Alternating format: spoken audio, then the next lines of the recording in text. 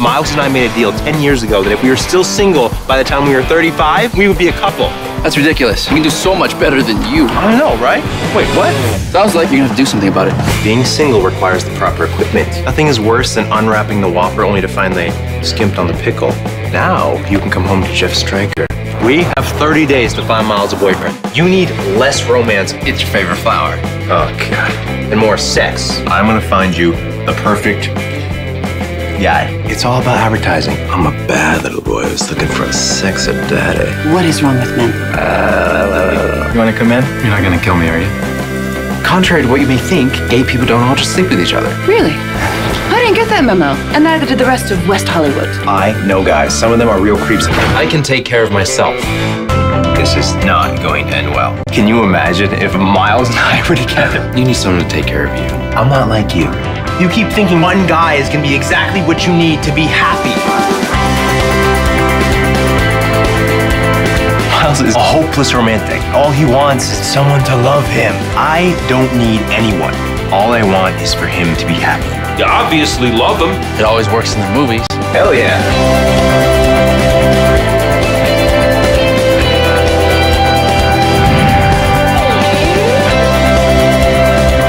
I'm afraid of you right now. You're smarter than you look.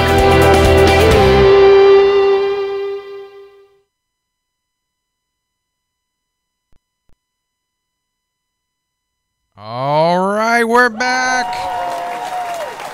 Yes, that was the trailer to 10-Year Plan. And like I was saying earlier, I think we all have had those moments with friends, whoever, in your life, throughout your life.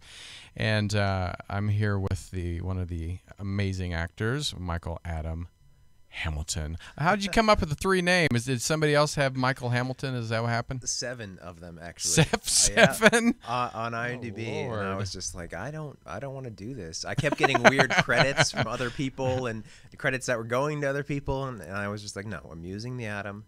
And it's like the only slightly like you. diva bone in my body is that when I get my contract, like I'm really sorry, but there's supposed to be an Adam in this. And they're like, oh, okay. And I'm like, no, you don't understand. No, like really, check could go it's somewhere else, and very I want common it. Name. Good for you. No, it's I always wanted to change my name to have 5 names, but just Tony Sweet. That's kind of boring to me. Tony Sweet. You should have gone ahead and got confirmed. That would have been one, and then you could Confirmed have gotten Tony married. Sweet. Oh, okay. I thought confirmed. You got a confirmation name, and then after that, you can come back over here and get married. And well, you played Brody in this movie. Yes. I have not seen the movie because I didn't go to Outfest this year. But tell me about the movie for the people that out there that didn't understand the trailer. Well, which, if you didn't understand it, I don't know what's wrong with you. It is exactly what it sounds like. It's about 2 best friends who make a deal that if in 10 years they don't find anybody to be with themselves, they'll be with each other, so they don't end up alone and sad and pathetic. I know. Why are you looking at me? I got busted. Make me feel, yeah. So, of course, the gig is up, and they have to live up to this. And my character, Brody, is a very free-spirited, a little bit of a player, a little bit of a grinder, excessive user, and then my best friend, Miles, complete opposite. He's a little bit anal retentive. He is a serial monogamist, and I am like, I don't want to end up in a relationship period, definitely not with this guy. Right. So with 1 month to go, I start trying to find alternatives for him frantically so that this doesn't come to pass. And that's kind of where the meat of the movie is hilarious. The realization through that process that, oh, maybe this guy is more than I thought to me. And also, obviously, I have been doing something like this for the last 10 years, setting up with guy after guy. So you're you started watching what you were putting him through, but watching yourself in the process. Yeah, realizing how just keeping going and never sinking in, I was missing so much. Wow. So you're not going to give the story away, are you? We got to tease them a little bit. No. That was pretty clear. I mean. Right. Well, now I know you won a lot of awards. We have done quite well. A bunch of audience awards, a couple jury awards. I do feel like one of the reasons I did the movie, and one of my favorite things about it, is that it is a romantic comedy. And it's about, the 2 leads are gay, but the movie is not at all about that. You know what I mean? It is just about two people with regular relationship problems and regular human problems, Right. who happen to be gay as a detail. Mm-hmm. Now, that being said, and it being a romantic comedy, it's not like changing the world, you know? So I feel like that, and a little bit as far as festivals we've gotten into and responses we've gotten, that's kind of colored it a little bit. Right. Because they're like, oh, well, it's just funny, you know? And I'm like, well, you need that too. I think it's important for people to recognize points to really check in with the society and in a particular place and be like, hey, guys, in Los Angeles in 2014, you can make a movie about gay people, and then the whole thing is not, well, when I came out, and Right. and then the second half is me justifying it to you. Right. You don't like, no, gets let's boring. just It make a gets very movie, and it's boring, funny, yeah. and that's great, you know. So I'm Yeah. really glad that JC makes those kind of movies, made this one, and I got to be in it. Perfect. Well, I know you and Pat Sajak have something in common. What's that? Well, you both came out as straight. Did you hear about that recently? No. He on Twitter, he goes, I have a confession to make. I'm coming out as a straight man. As a Because a lot of straight- people apparently must have thought he was gay or something. But you are a straight man. I am. And like I said, I'm sure many men are very disappointed. But I think it's great. We were talking about that earlier a little bit about straight men playing gay roles. First of all, was that the first time you've ever played a gay role? It was, yeah. How was that? It was phenomenal. It's actually my favorite project I've ever done. Really? Yep. And my favorite role I've ever played, even though he's obviously not me in a lot of ways. Right. It was just, first of all, it was a 12-day shoot. So it was 12 really, days? 12 days. It was really Sound intense. like Tyler Perry's project. Like, It does? Really? He With all goes that money he he shoots goes in like 12 that. days? Everybody I've talked to from it, they're like, "Oh my God, we had like a date and we finished a whole movie." You know. It felt like a 12-day play. It was just like nonstop, 10 pages of dialogue, blah. But because of that, I was so immersed in this guy. So that was a really enjoyable thing to experience and play him. But particularly the gay aspect, I was a little nervous, just because when you try to explore empathy for a new type, whatever it is, Right. you're not sure how much you're going to really be able to feel it.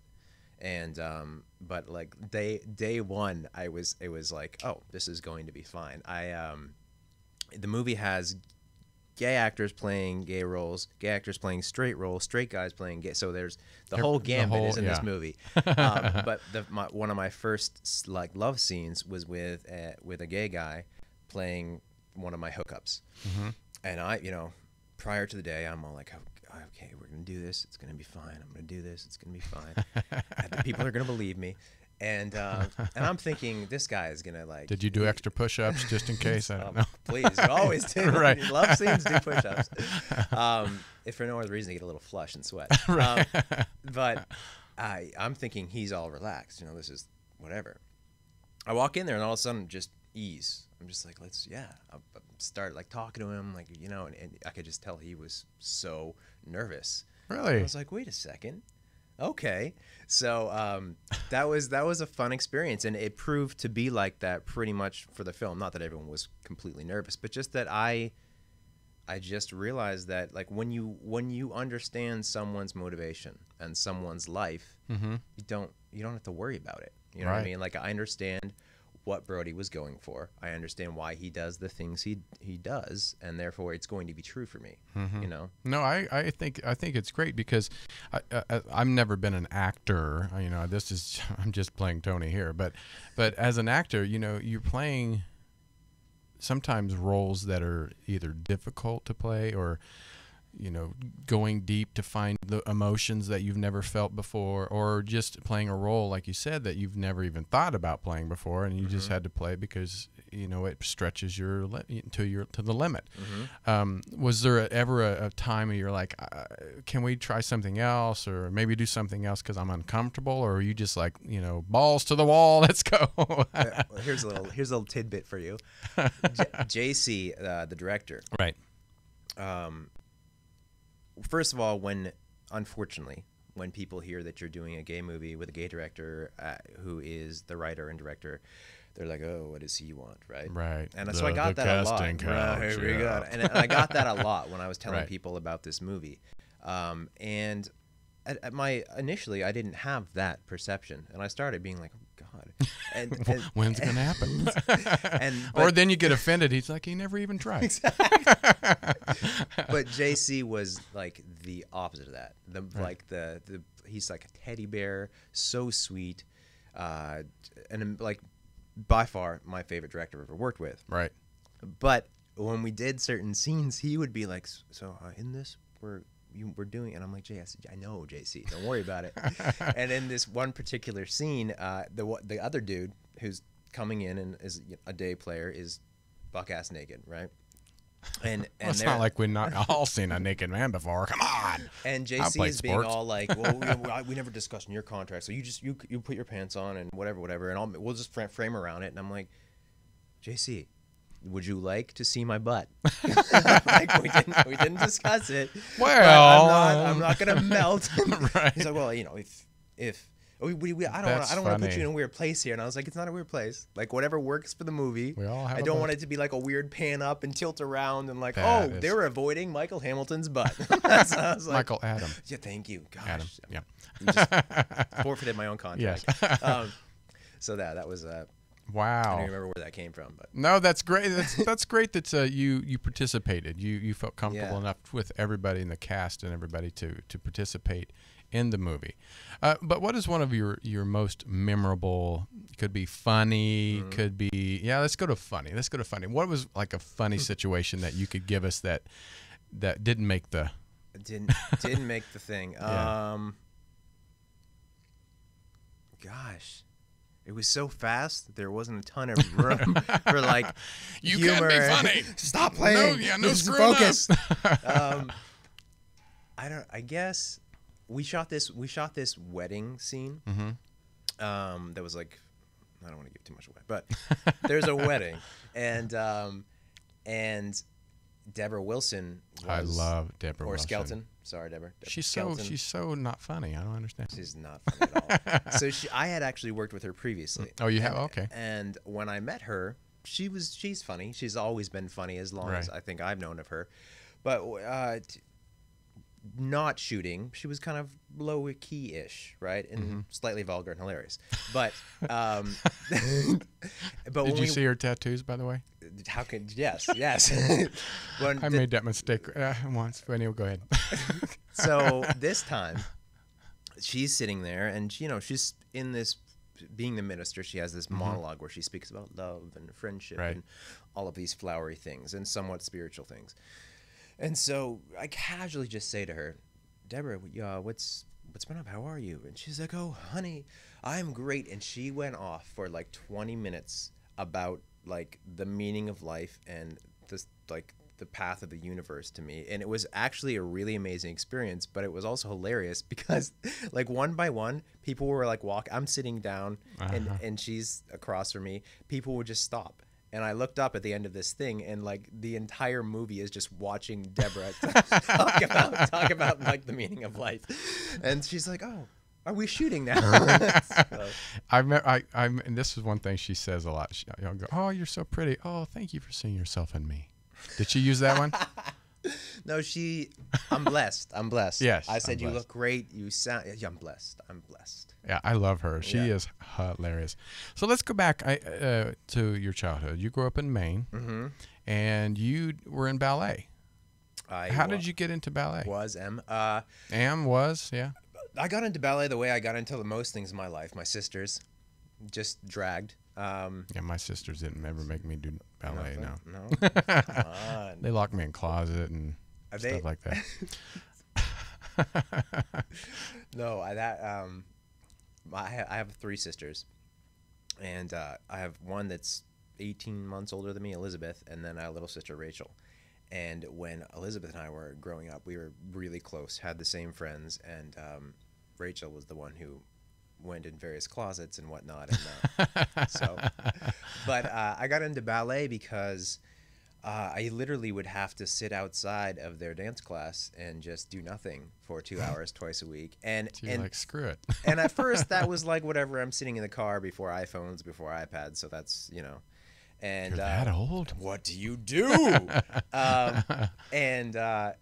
And then I got this friend who his sister took the dance class, and he lived right next door. And so I got to hang out with him, and we would play this aviator game, and it was the best thing ever. And then he went ahead and moved to Texas. And then I realized how miserable sitting in the car was. Plus, I had a crush on the girl named Laura. And so I was just like, maybe I'm going to wander into... So I wandered into class wearing like soccer shorts and a t-shirt. And the teacher, Prudence, was like, Michael, do you want to take class? And I was like, yeah. So that was the initial start, was literally just the sisters and the crush, which has led me in many directions in my life. And I did it kind of seriously for a while. She moved her school. I was playing soccer and tennis and doing gymnastics, and I just stopped. And then when I was like 14 and a half, again, I was dating this girl, and I had a tennis tournament. And she came to me, she was coming with me, and beforehand we went to her dress rehearsal for Cinderella. And I'm sitting there like half paying attention, and out of my peripheral vision, I see this guy, Don Pena, doing crazy split leaps in a circle. And I was just like, whoa. And I remember I went home. You can't do that? I maybe now a little bit I can. Then I was like... Mike, everybody can do that. I went home and I was like, Mom, I think I want to dance again. And she always has the best responses for like those life moments. What did she say? She goes, well, Michael, honey, I'm going to wait until after Christmas, and if you still want to dance, you tell me. So like literally the day after the holidays ended, I was like, no, I still want to dance. And so I started at Maine State Ballet, and that was that. It turned into be like something I really loved, but also I think something that saved me as a person. Really? Why is that? Well, you brought me back to my childhood, which it had its challenges, as many of ours do, and I felt alienated and alone for a lot of reasons, and I think that without realizing it, I made like a safe place and a way to almost meditate and refocus in ballet. You know what I mean? Good. It was just a thing for me every day that was safe. And the people who ran the school, the Mealies, were some of the most amazing people I've ever met in my life. And I think that without that, I would have a very different path right now. Now, were you a popular kid, or? I was homeschooled. One of those guys. And I okay. know. So I actually had not only was I don't know if I was popular, I had no concept of this notion. I didn't know if I was attractive, and I really mean that. Like when I was 13, 14 years old, I just was, you existed, but you didn't know those how. Those conditionings happened so late for me, and not in like a weird sort of way, but just like I had my friends, I had my sisters, I had my sister's friends, and we all just existed. And then things sort of started occurring to me, and I was like, oh no, I have to know this thing. I have to know am I popular? Am I attractive? Am I cool? Am I these little things? And I realized I was like decades behind on television shows, decades behind on the like every song on the radio, and tried to do like a cultural catch up probably around 14, which proved to be stressful, obviously.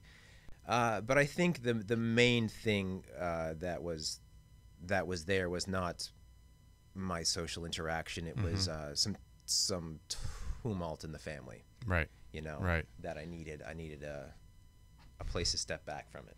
Well, I grew up in Kansas, and I was the baby of the family. But I also, I played football. I hated football. I hated it.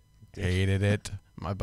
Do you still hate it? Because we're gonna have a little. Well, I was good at it. Okay. I was good at it, but I was a big kid. I was like 6 feet, 215 pounds when I was like in 8th grade. Okay. So I was a big kid. I didn't grow much more after that, but so we won state and all that stuff. But my dad made me do it, so it was good that you actually had something that you wanted to do. But I was in track. I did do track. I loved throwing the shot put. I was a I know. I was a 2-time state shot put champ. You know, no big deal. That's such a random one. Yeah, it was. It was. It's one of those things that just happened, you know. But I get that, because that when I was doing it, you know, if it was a spin or throw, whatever it was, I went into my own little world, and that did not necessarily saved me, but it got me again away from whatever craziness that was going on in the household or in school or whatever. But I always find that fascinating of being homeschooled, because you don't. Not saying you don't get the social interaction with the other kids, because you said you did with your sisters and her friends, but of building those relationships. When did you start building the relationships and with like the boys down the street? I mean, did you have that at all, or no? Or were you out in the middle of nowhere? No, we weren't. It's funny. It was never a relationship challenge. I've always had good. I have deep relationships with people that I have had my whole life almost. Oh, that's great. It was more the expectation game, right? Oh yeah. Where how things work, and it has its beautiful sides. Where I don't know. I love this book called The Four Agreements. Have you ever heard of this book? So this book talks about how you're born and you sort of are this little piece of clay, and then you one by one subconsciously make all these agreements with society. Well, I have to do this, otherwise this, and I have to do this, otherwise this. And I think it's very true. And I think when you're homeschooled, you make less of those and slower. Right. And that sometimes translates into the stereotype of like a really awkward, out of touch homeschool kid wearing weird clothes and smelling bad. But again, why are you looking at me? No, I was kidding. No, you were a shot put weird kid. Yeah, I was. Different kind. I was sleeping with the.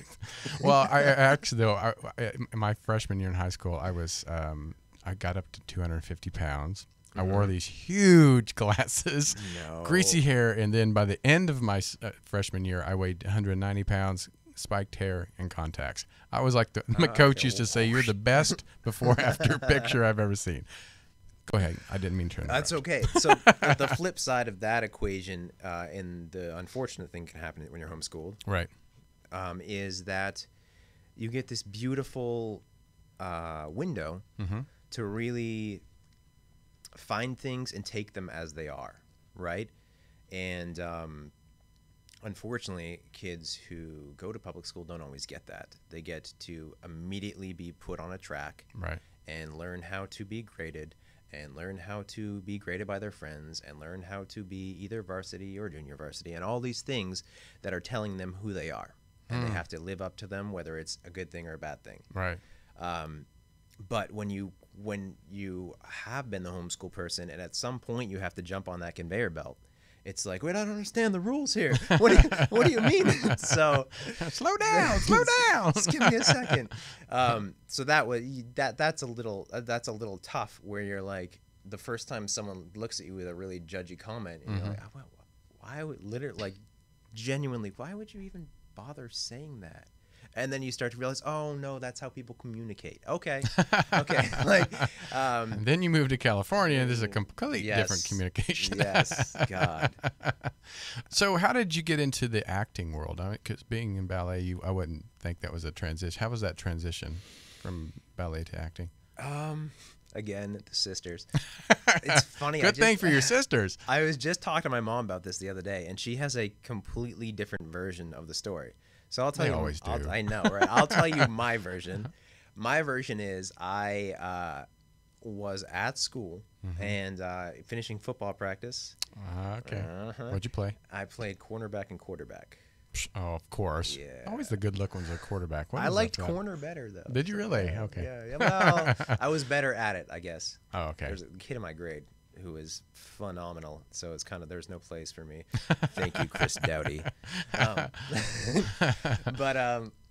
But she came to pick me up. I'm in pads and in dirty football pants. It might have been like preseason, I think, because I think the time of year. But so she throws it on me, picking me up. Oh, Michael, honey, I don't have time to bring you home. We're going to this audition. The girls are doing this play, and she always calls it tryouts. Never an audition. Still to this day. How did your tryout go? I'm like, it's not a sports team, Mom. We call it auditions. But so they're going to a tryout, and That's cute. And we get to the theater, and I'm sitting there dirty in the foyer, and this guy comes out, Michael Hjord. Are you auditioning for a French resistance fighter? And I was like, no, I'm just waiting for my sister. She's like, oh, come on, you'd be great, you should do this. And I was like, no, I really don't want to. Please, just do it. And again, with the girls, God.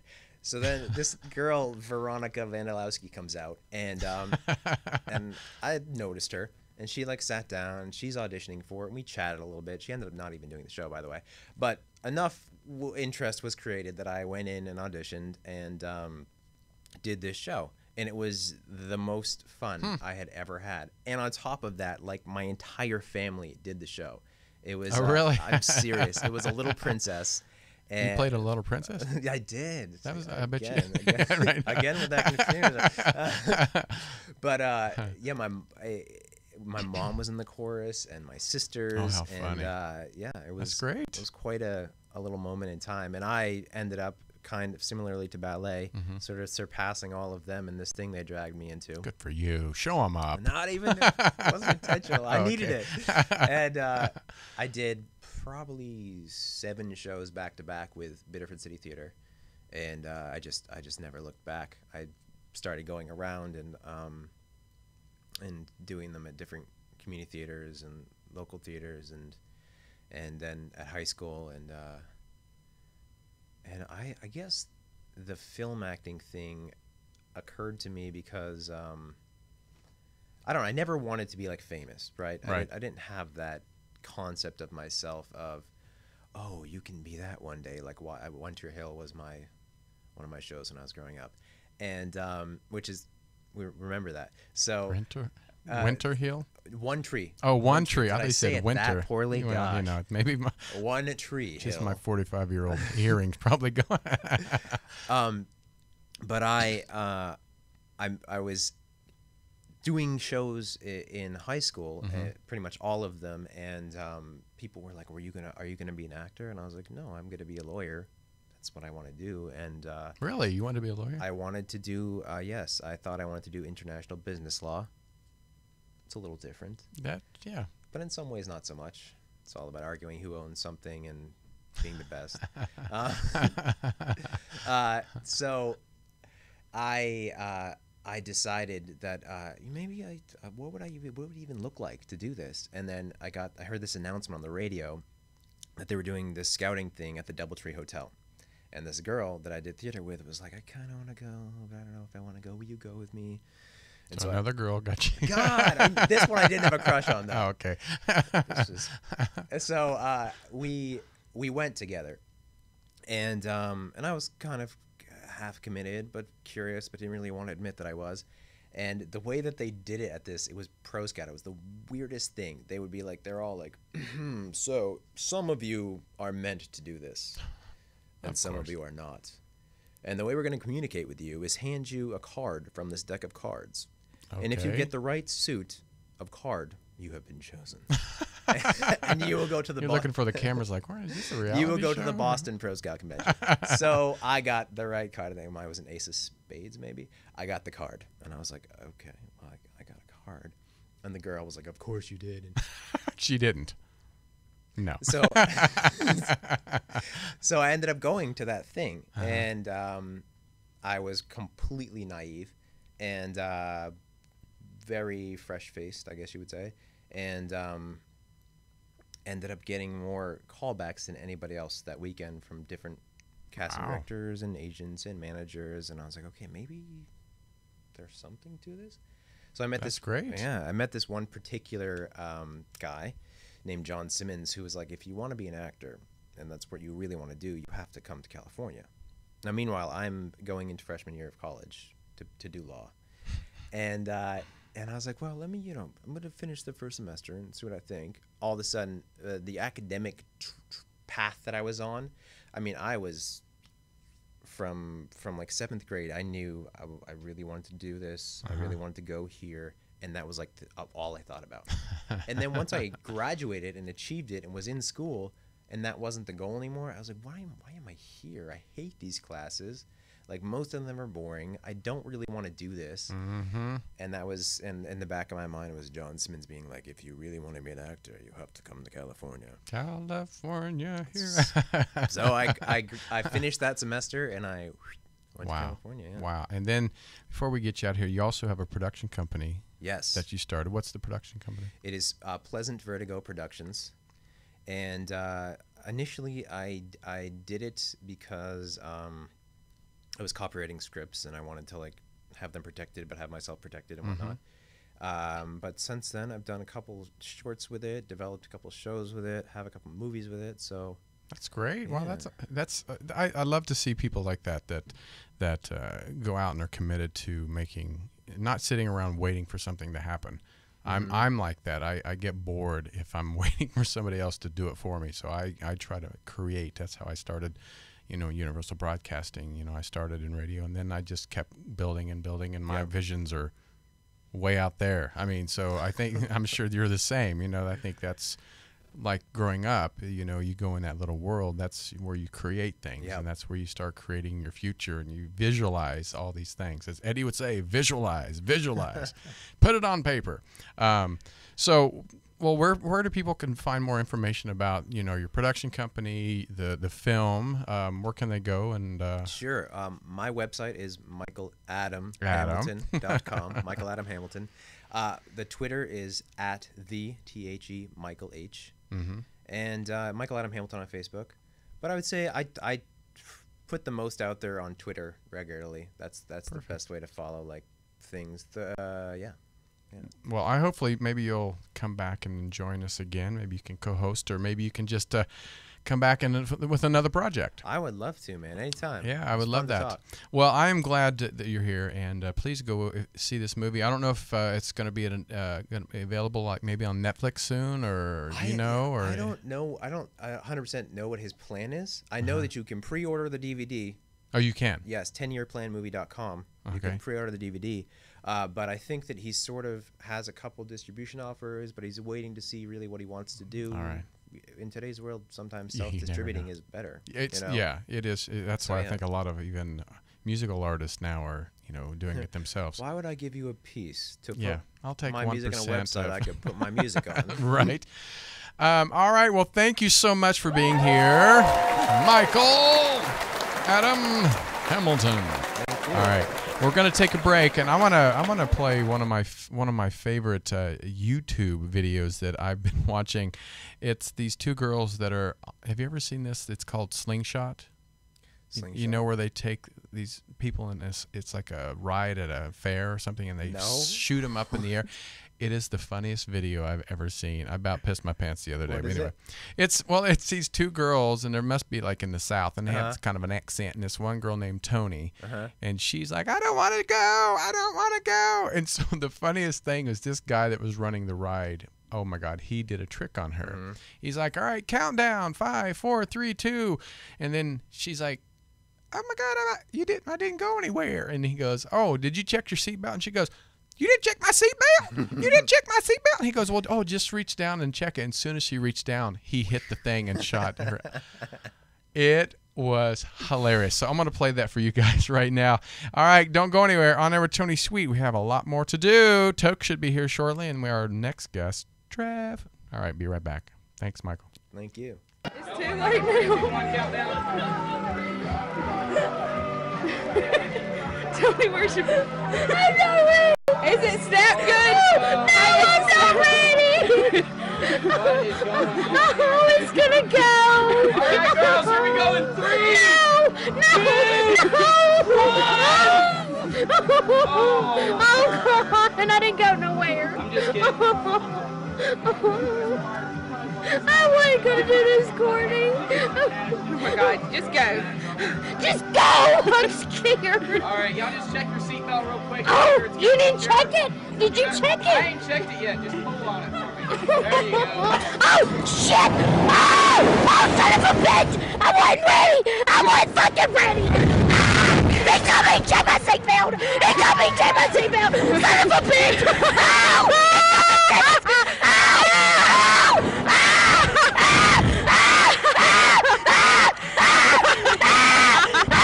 Give me down!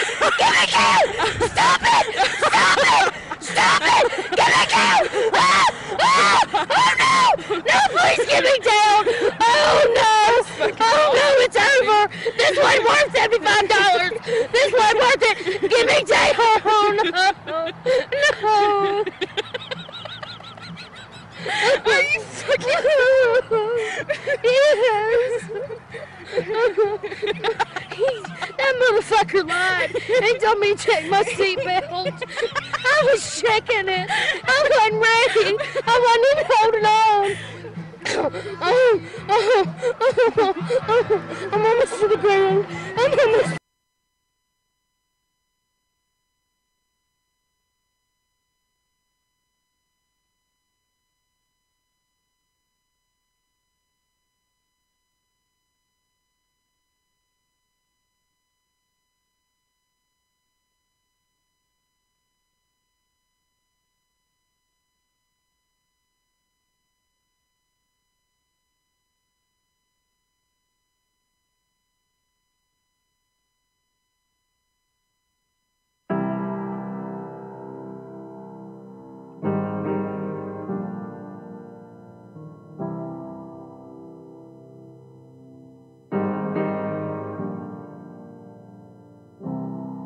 Hanging around downtown by myself, and I had so much time to sit and think about myself, and there she was, like double cherry pie, yeah, there she was, like disco superfly.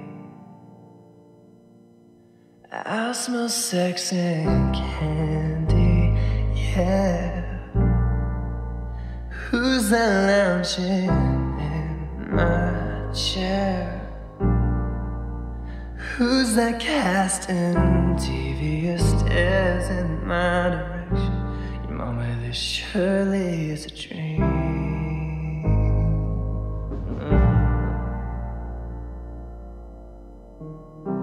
Hanging around downtown by myself, and I had so much caffeine, and I was thinking about myself, and there she was,